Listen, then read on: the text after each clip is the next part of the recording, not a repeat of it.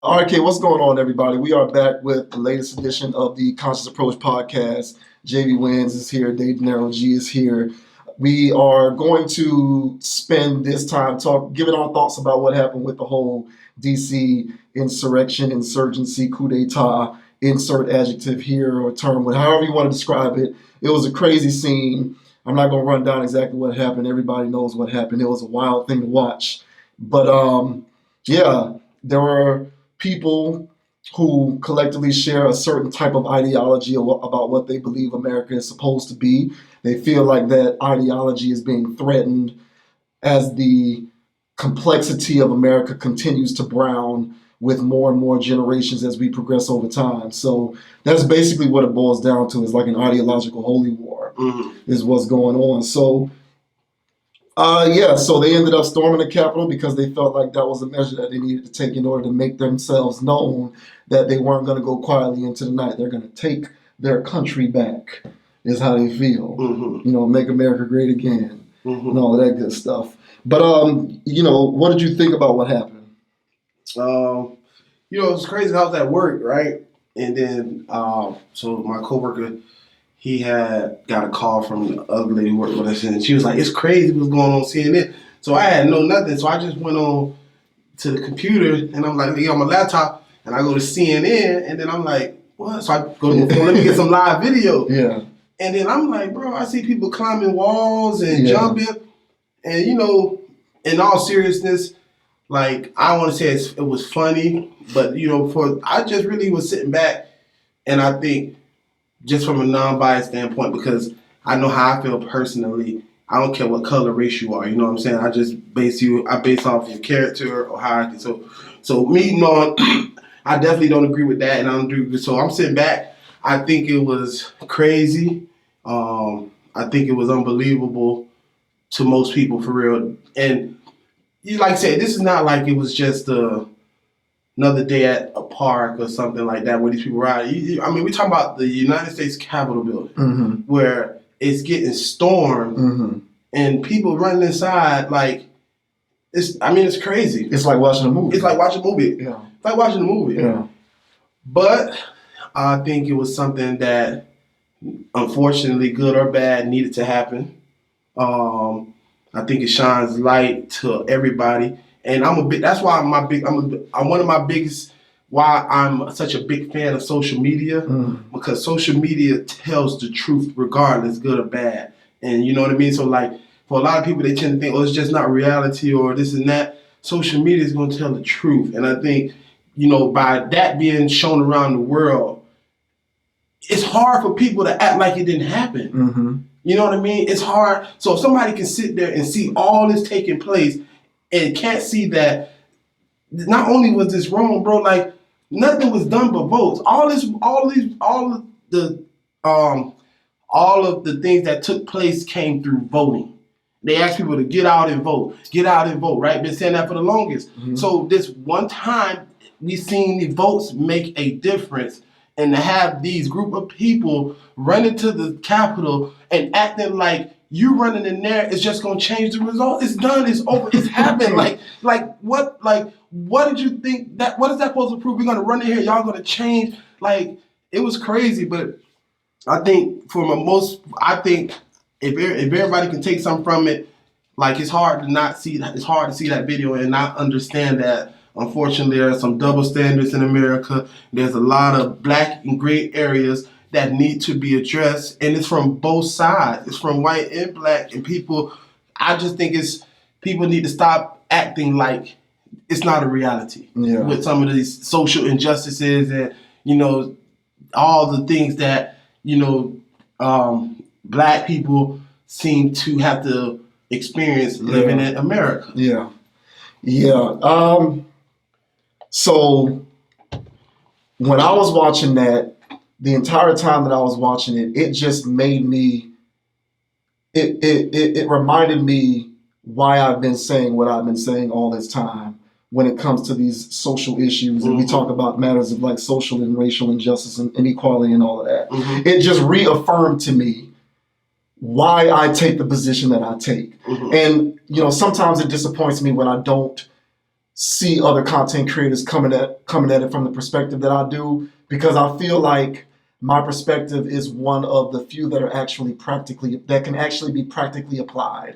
So the reason why I say that is because I'm pretty sure as you was watching it, you knew that the narrative was going to become one about the inherent inequality in the way different groups of people in America are treated. Yes. Like, that's the way that the conversation steered about this whole thing. It instantly became, if this were black and brown people, it would have been different, right? Yes. And the thing about that is that's entirely valid.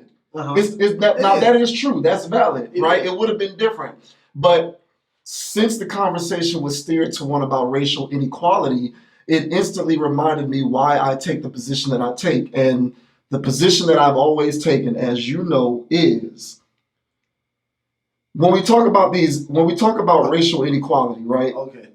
You know where I'm going? Let me just reiterate. When we talk about racial inequality, what we're really doing, and people do a bad job of framing the conversation around race. What we're really doing is we're having two concurrent conversations. One of those conversations is, how do we combat racist ideology and hateful racist behavior? And the other one is, how do we combat systemic racism? Now, racism is a byproduct of hateful ideology. Yes. Hateful ideology is what we saw on display. Yes. Like, those people who were storming the Capitol trying to take their country back were collectively coming from a place in which they have adopted a hateful ideology that oftentimes manifests itself as racism or racist behavior, right? So the thing is, how do you combat that? And what I've always said is, you cannot combat that. So I feel like, practically speaking, our efforts should be focused on how can we go about applying practical solutions to stemming the tide of systemic racism, because those are things that are actually correctable. So from a law standpoint, from a policy standpoint, we can actually, as time moves on and we get the right people in positions of power, we can actually enact laws and policy to help shape America from a societal standpoint in such a way that disenfranchised people and minority communities and groups are afforded opportunities to be successful just as much as the status quo has always retained those same opportunities. That's where most of our focus should be, and that's what I've always said. When you talk about fighting or battling hateful ideology, which racism is a byproduct of hateful ideology, you're fighting a losing battle. In my opinion, that is an exercise in futility. Because if you just think about it, all of those people who were out there acting a donkey, storming the Capitol, I'm willing to bet you the vast majority of those people have children. Yeah, one guy was like, I got 5 kids. Okay, so what I'm saying is, in all likelihood, they are probably raising their children in an environment to adopt their same ideology. And their kids are eventually going to grow up, become adults, have children of their own, and raise their children to adopt the same mentality. You cannot legislate what's in somebody's heart.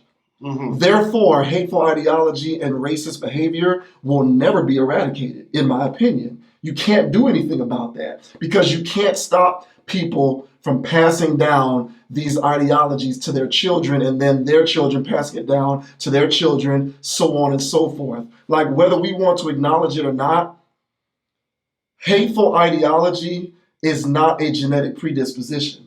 Those people were not born hateful. They weren't born racist. Absolutely. It's a learned behavior. They learned to be that way.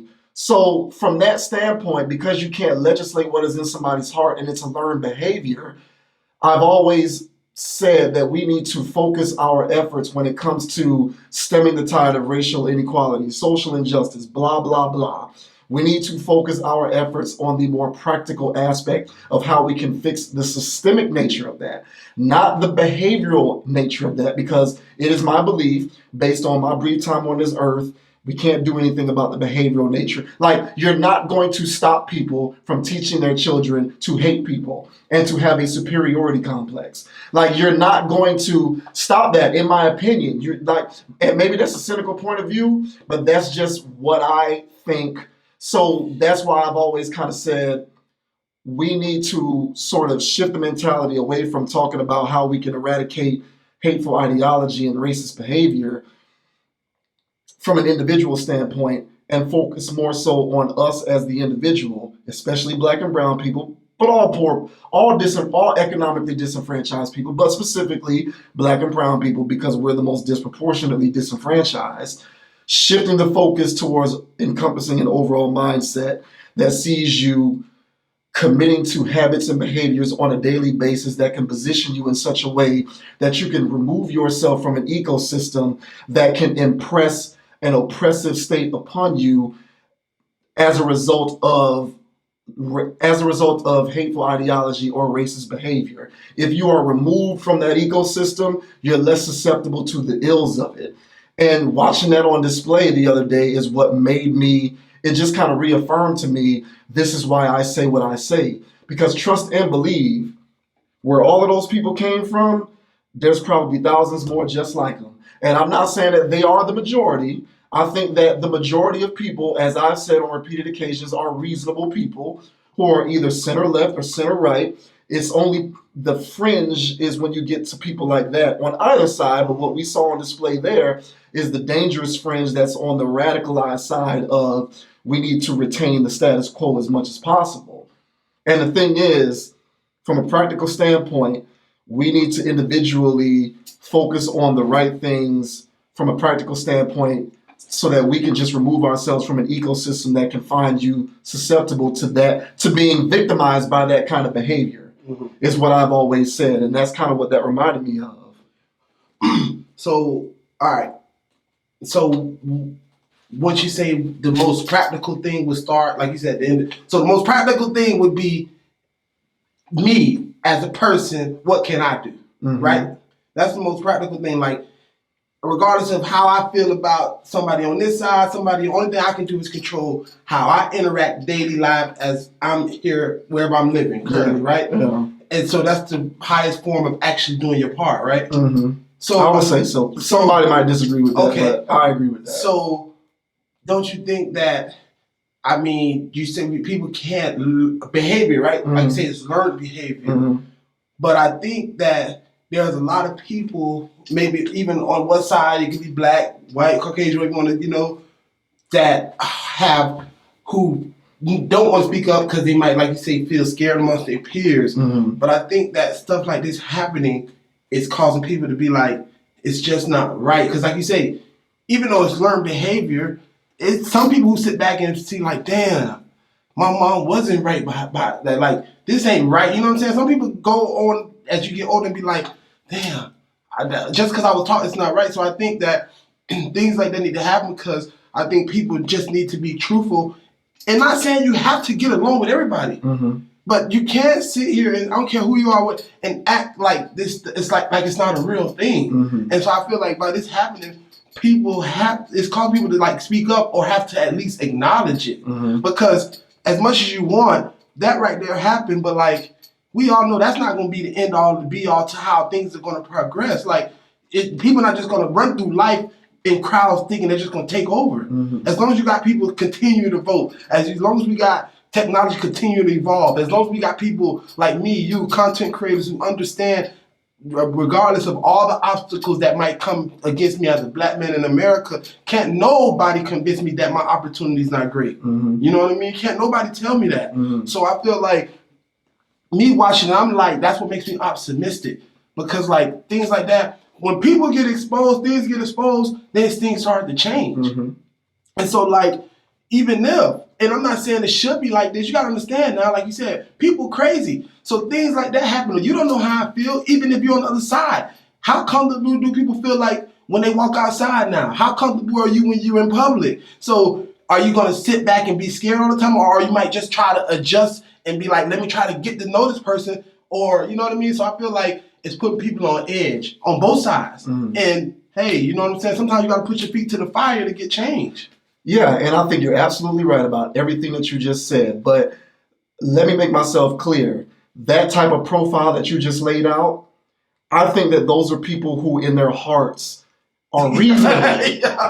I think that those are reasonable people. Like, don't get it twisted. What I'm describing is there is a certain level of indoctrination that is inherent in someone who maintains hateful ideology.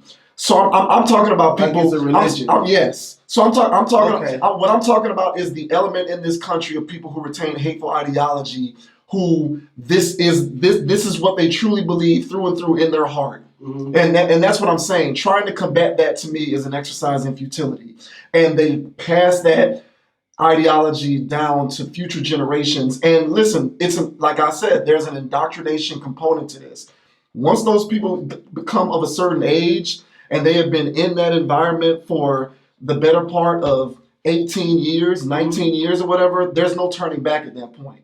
Like, in my opinion, like, you can try to put them in different situations so that they can learn and maybe become better people. But I think overall, those people tend to operate in their own circles when they can feed upon their own harmful, worldview. But what you just described are people who might have grown up within a narrow-minded context, but they still have the opportunity to go out into the world and discover for themselves that things are much bigger than the town that they come from, or that there are more different types of people in the world. Okay. You see what I'm saying? And there's a difference between those two different types of people. And so from that standpoint, I completely get it and I completely agree with you. What I'm saying is, as a society, I think sometimes we get caught up in the weeds with trying to convince the radical element who there's no getting to those people. I think we get caught up in the weeds with trying to convince them or show them the error of their ways. And what I'm saying is, let them just live in their corner. Yeah. Let them hide in their corner and die off. Now, with the situation that what happened on Wednesday, I agree. A lot of stuff got exposed. Everybody watched that. So even people who might have been sort of on the fringe, who can now see that and say, man, this is crazy. I don't want to be a part of this. Maybe that can sort of jumpstart them into sort of, shifting their mindset to thinking in a more neutral, from a more neutral standpoint. Yeah. And I think that that's a positive thing. I agree. I'm just speaking from the standpoint of people like you or myself, or most Black and brown people, because this became a racial conversation. Absolutely. So I'm talking specifically about the racial elements of the fallout from that situation. And when I address that particular aspect of the conversation, I'm just trying to say, hey guys, listen, let's focus on policy. Let's focus on changing laws. Let's focus on cooperating with each other. Because I agree with you. You know what I'm saying? As a Black person, sometimes I have to say, like, on both sides, we get too caught up in our own bitterness towards our plight, and we feel as though we have no way to change our situation because we're just oppressed by the white man. And for me, I'm just like, we need to get up off that a little bit. It's a lot of it, right? Yeah, a lot of it. And yeah, so like and again, it's not necessarily the responsibility of the aggrieved party to convince the non-aggrieved party that what they have been doing has been aggrieving said party, right? So like, it's not my responsibility as a Black person to explain systemic racism to a non-Black person. That's not my job. Like, it's your job to understand what the concept of that means and to try and figure out how you can do your part to help be a part of the solution. But overall, there needs to be more of an aspect of cooperation that is adopted on our part, as well as on the part of people who might not be so sympathetic to the notion that racial inequality is something that still exists.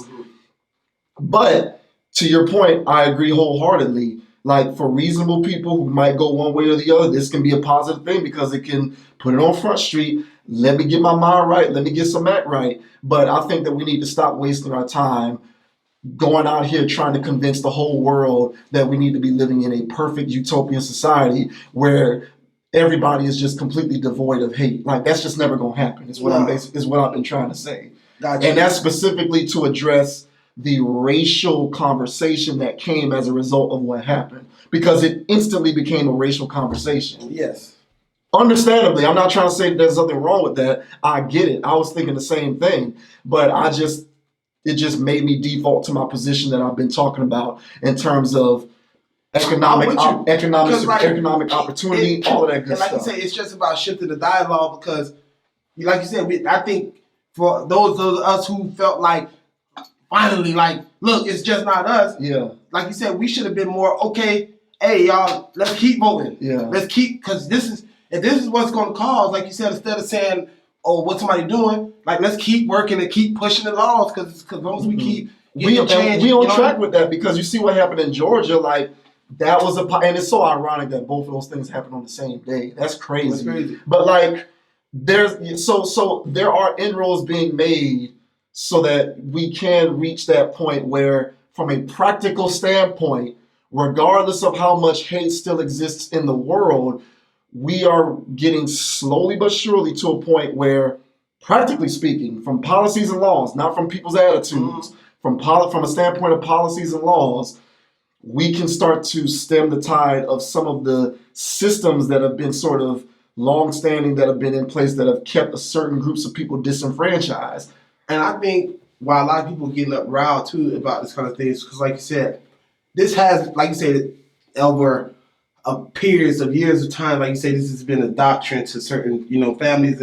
But I think too, like I said, my mom, she's getting up there, you know what I'm saying? So like you said, I think slowly but surely, a lot of these people who are older, we come into a whole new generation, a whole new era of people who don't have we wasn't raised in the era our parents and grandma was. So as much as your grandma might tell you in the 60s, such and such, these people might not be these, that's all good. But I'm optimistic in the fact that, somebody can tell you that all you want. But let me tell you right now, the way the world's shifting, the way the world's evolving, that right there is not going to stand 10 years from now. Oh, yeah. You get what I'm saying? Yeah. So, you can continue to listen to, on any side, grandma, moms, and let somebody continue to fill your head up with the ideology of that these people are the same people from 1942s. Right. I'm telling you right now, it's not. It's right. It's not. I agree. It's not. And if you're not careful, things can go. So, and that's on both sides. Yeah. So that's why I'm more optimistic, and I feel like this right here is just a melting pot. This whole pandemic, all this right now, it's just like I feel like it's America was like a fucking 400-pound man, and it's in the toughest boot camp ever. It's time for some reshaping. It's time for some digging. So it's time, and it's cool because things like this, people got to get uncomfortable. You got to get uncomfortable to get progress. Yeah. And so things like this got to happen. But I'm a firm believer 10 years from now, people who continue to want to think that you should solely be ahead in life of somebody else off the mere fact that you think that they just are incapable. Mm-hmm. You're inferior. To me, have at it. Yeah. But I'm going to tell you right now, 10 years from now, you're going to get passed. Oh, yeah, for sure. And then you're not really going to have no say-so either. At all. Yeah. So, people continue to push these dialogues and continue to think, but I'm telling you right now, black and white, this is 2021. The world is moving towards Instagram, Facebook, technology, all these things. It's hard to convince somebody about another person or race when I can completely interact with all kind of races on a daily basis from the comforts of my home without having to talk to nobody about it. Yeah. I get up every day on Instagram and I message random people, white, black, all the time. Yeah. It doesn't even matter. Yeah. So the government and all that stuff, like you said, I think the people are realizing the people have power, and that's my main thing. I've always said the people are the real power. And I think social media has brought this. No, I don't think people saw social media really. You don't think? I think social media has done more harm than good. But I think that I think for the good that it has done, it's made a positive impact. But I think that it has also provided a platform for people to become entrenched in their ideology. But the thing is, I'm with you. But guess what? Everything is still, no matter how much bad, good social media done, let me tell you something. You have the ability to hit follow or unfollow. So, you know what I'm saying? So it's just like the real world. I have the option to, or let's just say it's just like, you know what I'm saying? I have the option to go hang here, or I got the option to go hang there. Whichever you pick, you got to understand that there's consequences come behind that. So there's a lot of stuff going on social media, but I'm telling you right now, I get on YouTube all the time, and I don't have to watch not one YouTube fight. Mm-hmm. There's a lot of other things you don't have to. So like, people want to say, oh, social media done harm bad. No, if your page is filled with certain things, that's because you chose that. Okay, yeah, I see what you're saying, and I don't want to derail the conversation, but it's not about what you choose to look at versus what you choose to not look at. It's about the fact that social media has provided a network and a platform for people who are like-minded to congregate with one another and embolden themselves. And for reasonable types of thought, for reasonable types of states of mind, that's a good thing. Yeah. But for unreasonable states of mind, it can be dangerous. So all I'm saying is, it's just, we both know that it has fundamentally changed the world. Forever. Okay, and we're not going back. So you just have to adapt Yeah. and get used to it. But in that sense, it has just, it's afforded people who, in my opinion, probably are best served from a standpoint of mental health to not have a platform. Yet, because it's deregulated, those people have platforms, and that to me can be dangerous. And I'll say this though, and that's kind of like even when we was talking about how like the individuals that chose to rush the Capitol. Yeah. And I was thinking about this today because I know people always want to say like we want to always take it back to slavery and all these things, right? Yeah. But like the concept behind slavery was to basically infuse fear. Slavery, fear, right? Yeah. Basically. As a slave, you just fear. You know what I mean? And that's what kept slavery to go for so long, because people were able to inject fear. And I don't think America saw this. Nobody saw this. Like the way social media has came about, I find it funny that now social media is really interfering with the whole premise behind slavery. Because now it's hard to inject fear now. Because like you said, everybody got a license to carry. Everybody like back in the slavery, you couldn't have weapons, you couldn't have guns, and like, so if you're really trying to inject, if you think you're going to get somebody to feel inferior through fear in 2021, I think it's just dangerous. I don't think that that's practical no more. It's hard to because like you say, we don't sit here in fear. I think most of us who do, like I say, we're complaining. We're not fearing. We're complaining like, oh, we shouldn't get this, but like, bro, you got the opportunity. Yeah. And you know what I'm saying? So it's like, I think that's what's making people like that get uncomfortable. Because you gotta take it back, this and that. How are we taking this back? But like you said, those certain people, if they come across certain kind of people, it's gonna be some, you know what I'm saying? It's gonna be something, as opposed to you getting whipped with a chain and you got no say so. Yeah.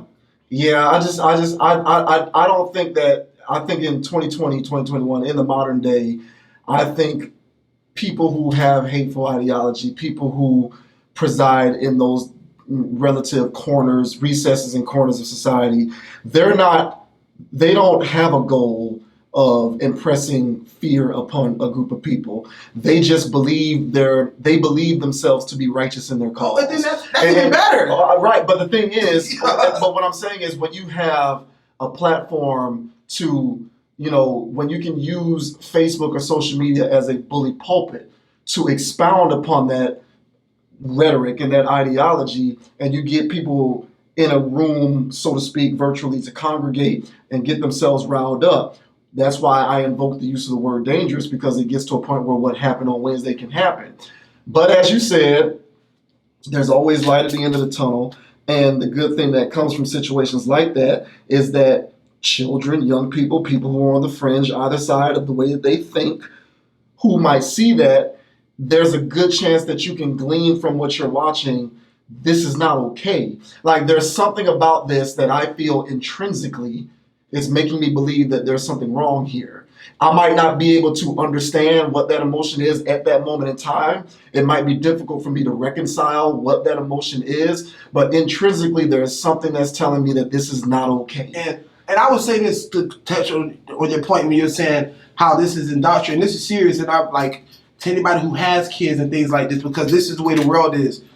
And I was thinking about this because, like you said, the younger people, right? Like, you can be in a situation and it's real dangerous, like you say, especially if you're trying to project this into your kid in times like this, because, like, bro, when they go out in public, they're so uncomfortable. They don't even know how to react because, like, you're trying to preach this, but you're gonna come and interact with. They're not that uncomfortable. You don't think so? No, they're not uncomfortable at all. Well, I mean, uncomfortable when it comes to, like, addressing having these conversations. They don't. But they already believe what they believe. They don't need to address anything. Like, they go out in public and they conceal their true emotions and they operate in regular society with everyone else. And then when they get around like-minded people, that's when they do what they do and say what they say. There's no discomfort with them being around in public. I'm just saying it can be. I don't know. Maybe you can hold on. I'm just saying I think it's dangerous to walk around in times like this, the way it seems like that happened. Because, like I say, save the shoes on the other foot. Like, those were innocent people who were who was ever going to be any politician. At the same time, like, say, if the shoe was on, or if it's anybody else to do that, like you say, this is what can happen from ideology like that. Things like this can happen. So you get caught up at the wrong place, wrong time, bro. You know what I'm saying? You find yourself in something. Yeah, but it's not right. It's not right place. It's not what you said. Wrong place, wrong time. It ain't wrong place. It was right place, right time. Yeah, that's how they feel. Yeah. They feel like that was. They feel what they did. They felt they were in a position of righteousness. True. For them. That was right place, right time. Yeah. But I just think it's a multi-layered conversation. But I mainly wanted to address the racial conversation that came out as a result of what happened, because I just want to try to impress upon people that although noble and, ideal it is to address all fronts of, combating the, inherent racial inequality in America, there's two angles of that. There's the practical angle, and then there's the impractical angle, in my opinion. Most people are impractical in life. I think when it comes to talking about it, I think when it comes to the conversation around it and getting on social media, it's mostly impractical conversation. Absolutely. We're just basically trying to take reckless aim at the notion of the existence of racist ideology. And you're entitled to that. You're well within your right. That's your prerogative. But I think it's a waste of energy. A lot. So I instead try to focus on the practical aspect of how do you maneuver in a world in which racism is something that exists. And in my opinion, you do so by encompassing an overall mindset that sees you focusing on your personal economic freedom, which is what we've talked about. Yeah. And when you're what I drive right, we're talking about, yes. Right. And so, and I think that when individually you focus on that, you end up surrounded by other reasonable people who respect that and respect you as an individual, because that is your purpose in life, and you've embraced that. And that's transcending race. That's white people, black people. It doesn't matter. Like, when you are focusing on self-actualizing and becoming the best version of yourself, number one, you can position yourself in such a way that you're unaffected by what happened at the Capitol. But number two, you position yourself in such a way that on a daily basis in life, you don't need to walk around wondering where the racism at, because you outside of that. You're not even you don't even exist in a world where this is affecting you. And I know I'm preaching to the choir with you, but we just that's just some of the messaging that I try to get across. We just get a little too caught up in talking about the impractical prospect of I will say killing this. that. I will say this: the social media part, that's one of the negative parts about social media. It does cause people, like I say, people just get caught up with just the type. Listen, good. I can just listen. I'm gonna put this whole thing about. Look, bro, as it was going on, man, I was on my Facebook, and people who I know personally, everybody was just, and again, I completely expected it to become, if this was black people, if this was blah blah blah. So it became a racial narrative, and I got that. But my whole thing was, damn, like, so y'all really finna sit on this internet for 4-5 hours, getting all your like, that has to be exhausting. Bro, that has to be exhausting. Like, I wanted to chime in and be like, okay, some of y'all, I didn't do it because I ended up going to the gym and all of that. But I was just like, come on, man. Like, some of y'all need to clock out And just like some of y'all need to clock out and let the night shift clock in and keep it going. Because like y'all gotta be tired.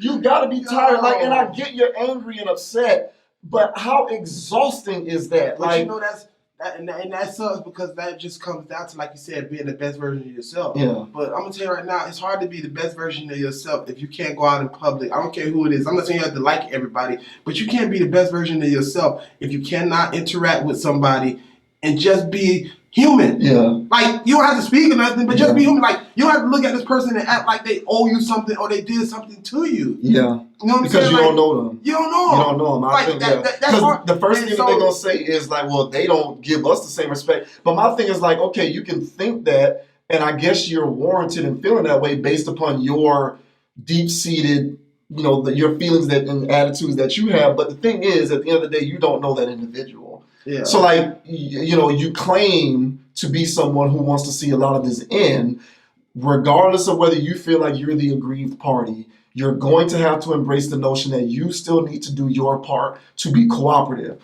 or else you'll just continue to live in a world where this is never going to go away. And like, I will say this, man, like, I'll take the time to say this, man, like, to all the black people who we sit here and like, I know we frustrated. I know a lot of things. You can name all the injustices for days. It take us 10 years to name everything. But I just want us to know, like, seriously, man, like, the opportunity is there.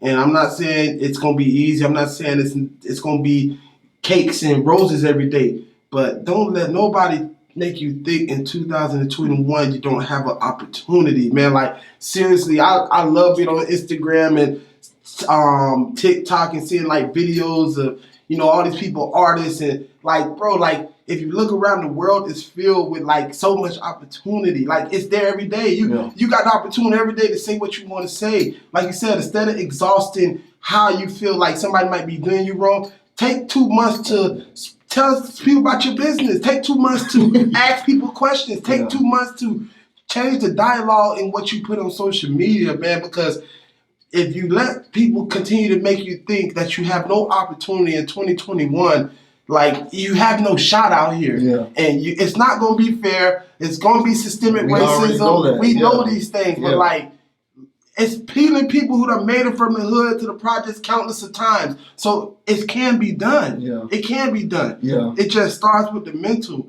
So, like, that's all I want to say. And I get it. Like, not every black person is, the best. Not every white person. I get it. But, like, for me, bro, I just focus on one thing: your energy, your characteristics, and what comes out your damn mouth. Because I don't have time to entertain anything that makes they think they're going to interfere with what I can do. Mm-hmm. And I think everybody should think like that. I think like, so. The best version of yourself is knowing that, like, you either roll with me or you get rolled on. Yeah. Period. Yeah. Like, that's it. That's my, you know what I mean? But I love everybody, though. You know what I'm saying? Hey, I will say this. Joe Biden, I need them 2 racks. I need them 2 racks. Yeah. I'll wait on the 2 racks. Yeah. Damn right. Yeah, go ahead and bring it on, man. Let me get them 2 racks, please. Yeah, man. But we'll go ahead and close out the commentary on this particular video, man. Like, one of my biggest tenets in life, man, is practical solutions. So people just try to think practical. Like, when you I understand emotion, man. And human emotion is a powerful thing. But when you're in this, you just need to try to figure out how can I develop a fail-safe for myself so that I can stop and ask, what purpose is this practically serving me?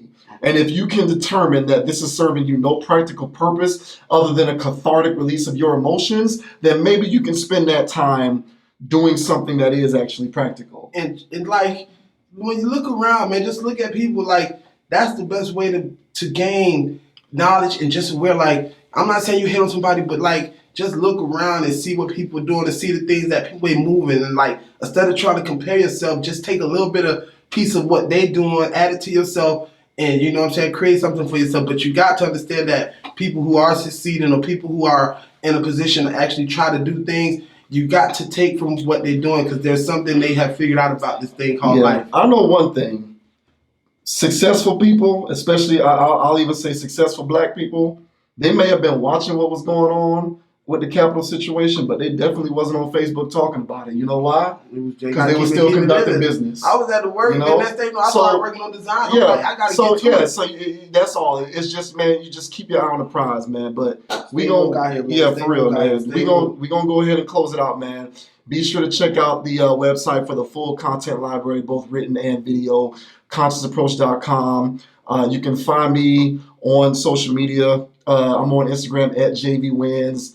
I'm on Twitter at JVWins. I am on, what else? Facebook at Javis Ogden, JAVISOGDEN. You can find Dave De Niro on Instagram at 305_and_beyond, as well as the apparel line, pvo.apparel, and the website for the apparel line, pvoapparel.store. If you like the commentary of this video, please hit the like button, hit the subscribe button. We're trying to grow the community, and we're trying to do it organically. So I definitely appreciate all the support. If you're watching this video on Facebook, hit the share button, man. All it takes is 1 second. Real quick, man. Just hit the share button. Yeah, just hit the share button. Can I say one thing real quick? Don't go too long. Nah, just a real quick second. Go ahead. Little side note, for real.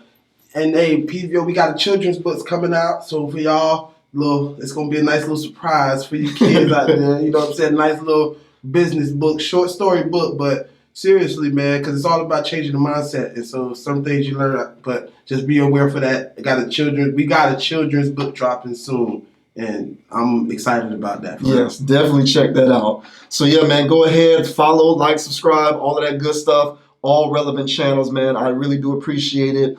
But yeah, man, practical solutions, man. Like, what happened was crazy, but there's some positives that can come from it. Some negatives can come from it. What I try to tell y'all, man, is try to focus your energies on the things that can be applied practically for us to create a better world, not on the things that are just exercises in futility, man. It's a waste of time. But until next time and until the next video, man, we're going to holler at y'all. Yes, but we out of there. Holla. Peace. Yeet.